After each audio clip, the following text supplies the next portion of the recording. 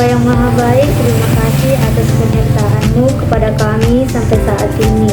Berkatilah kami hari ini, teristimewa pada saat ini. Kami ingin belajar bersama, menemukan kehendak-Mu di dalam diri Yesus Putra-Mu, sehingga kami mampu untuk hidup saling mengampuni.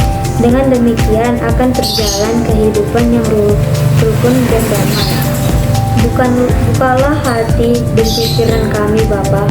Tunjukkanlah kepada kami jalan-Mu dan kehendak-Mu yang harus kami jalani sepanjang hidup kami. Demi Kristus Tuhan dan Juru Selamat kami. Amin. Berdoa dalam nama Bapa dan Putra dan Roh Kudus. Amin. Pasti pernah, Yesus yang pengampun. Setiap orang pasti pernah melakukan kesalahan, baik terhadap diri sendiri, terhadap orang lain, maupun terhadap Tuhan. Namun demikian, tidak semua orang bila melakukan kesalahan cepat-cepat untuk meminta maaf atas kesalahannya. Demikian pula tidak semua orang yang mau dengan senang hati untuk memaafkan atau memberi pengampunan kepada orang yang bersalah kepadanya. Apalagi jika dirasa bahwa kesalahannya sungguh terlalu berat dan menyakitkan hati. Kasih yang diberikan Yesus bertuju pada semua orang, baik bagi mereka yang menderita, juga bagi mereka yang bersalah kepadanya.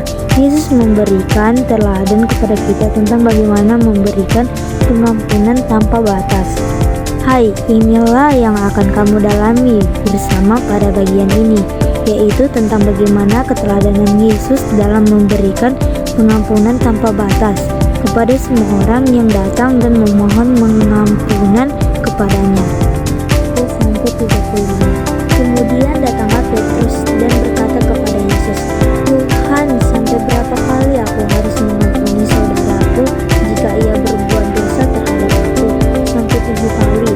Yesus berkata kepadanya, bukan, aku berkata kepadamu, bukan sampai 7 kali, melainkan sampai 70 kali 7 kali. Sebab hal kerajaan sorga seumpama seorang raja yang hendak mengadakan perhitungan dengan hamba-hambanya.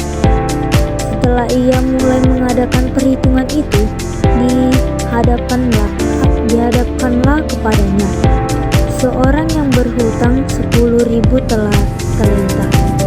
Tetapi karena orang itu tidak mampu melunaskan hutangnya, raja itu memerintahkan supaya ia dijual beserta anak-anaknya dan segala miliknya untuk membayar hutangnya. Maka sujudlah hamba itu menyembahnya. Katanya, sabarlah dulu, segala hutangku akan kulunaskan.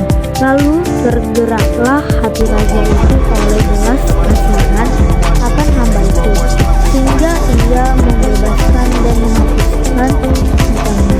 Tetapi ketika hamba itu keluar, ia bertemu dengan seorang hamba lain yang berhutang 100 dinar kepadanya. Ia menangkap dan mencekik kawannya itu. Katanya, bayar hutangmu. Maka sujudlah kawannya itu dan memohon kepadanya, sabarlah dulu, hutangku itu akan kulunaskan. Tetapi menolak dan menyerahkan kawannya itu ke dalam penjara sampai dilunaskannya hutangnya. Melihat itu kawan-kawannya yang lain sangat sedih, lalu menyampaikan segala yang terjadi kepada tuan mereka. Raja itu menyuruh memanggil orang itu dan berkata kepadanya, hai hamba yang jahat, seluruh hutangmu telah kuhapuskan karena engkau memohonkannya kepadaku. Bukankah engkau pun harus mengasihani kawanmu seperti aku telah mengasihani engkau? Maka marilah tuannya itu. Maka marahlah tuannya itu dan menyerahkannya kepada algojo sampai ia melunaskan